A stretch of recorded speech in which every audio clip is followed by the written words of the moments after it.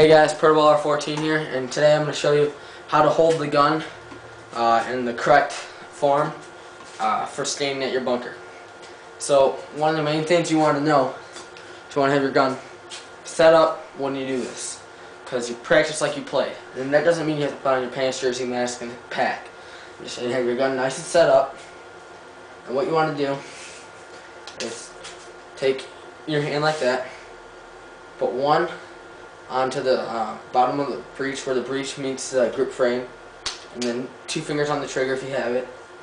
And then what you want to do is where your tank is, you want it to be on your forearm, and then move it up.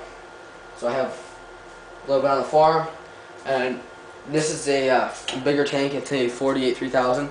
So for me, it's easier to rest it on my shoulder. I know with a lot of pros they'll have 68 45s, which are a little bit smaller, and they can actually rest it on their bicep.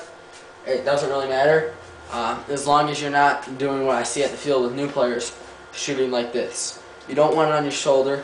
It's not a stock, and you don't want it like this. See, this forearm right here is going to maintain stability, and you can actually do a cross between it with it just at where your shoulder is, and that'll give you able to move. Next thing you want to do, you want to slant your hopper inwards towards the bunker. And what I mean by that, if I'm going to pop out my left side, I want my hopper pointing in. That is because it's just a big target and it's easy to hit in speedball, especially at short ranges. So by eliminating that huge target right there, you're going to be able to snap out, you're going to be more compact. Same for this side. I'm going to have it in towards my left if I snap out the right. More on snap shooting in my other videos. Next, you want to have, this is a key part by the way, you want to have your Backcap or whatever's on the back, you know, your bolt if you have something kind of like a poppet style, but you want the main part of your back of the gun, in this case my Backcap, pointing straight at your nose. What this is going to do is allow you to look straight down the barrel and show you where you're shooting at. It's going to increase your accuracy and stability. As you see, pop in and out. Another thing you want to do, front hand. Have it on your regulator, and if you have a heavier gun, you may want to push it up a little higher to hold it and to push down for the kick if you have like a pocket. I like to have my thumb on my eye cover. That way, basically, all my trigger finger is doing is moving. I have my whole gun supported by my right hand in my tank or by my left hand in my tank. Okay? And then you want to make sure that this elbow is not up. What you want to do is have this elbow of your trigger hand tucked down and your wrist curled. So if I'm going to take it off, it's going to look like that. Kind of doesn't look right, and at first it won't feel right, but that'll help you so that you don't have this big forearm target sticking out of the way. So that's how to hold the gun. And with this show, I'm going to show you how to work the bunker. So I'm going to move you over to my homemade bunker here. Let's place this to the side. Okay. This is my basic stand-up bunker.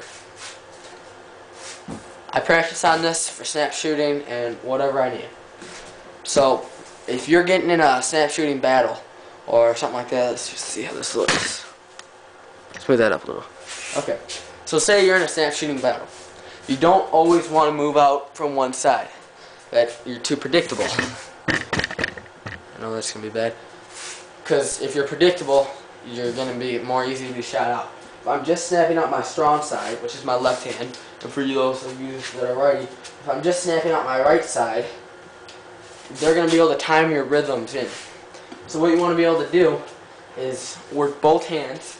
So I'll do a couple off the left, do a couple off the right, and if allowable, such as snake or any kind of like Aztec brick thing, go over top of it.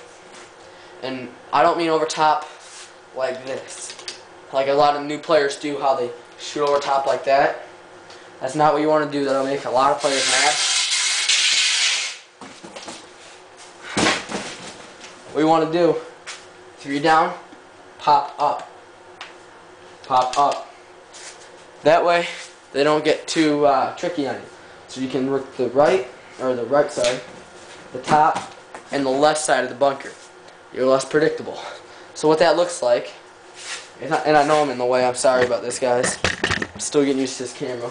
It could be boom, boom, boom, boom, and I want to get lower, boom, boom, boom, boom, and then pop over top. It's also going to pop over top if you think you're going to be bunkered, as in snake, instead of just popping outside or outside like that where you have a big target. If you're going to get bunkered in something like this, tiny stand-up, you can go over top of it and shoot them out over top before they get the chance to go around. I'll have a video on bunkering up next, and I'll also have one on moving up the snake.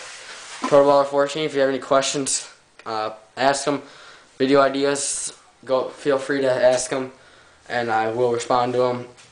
Please subscribe.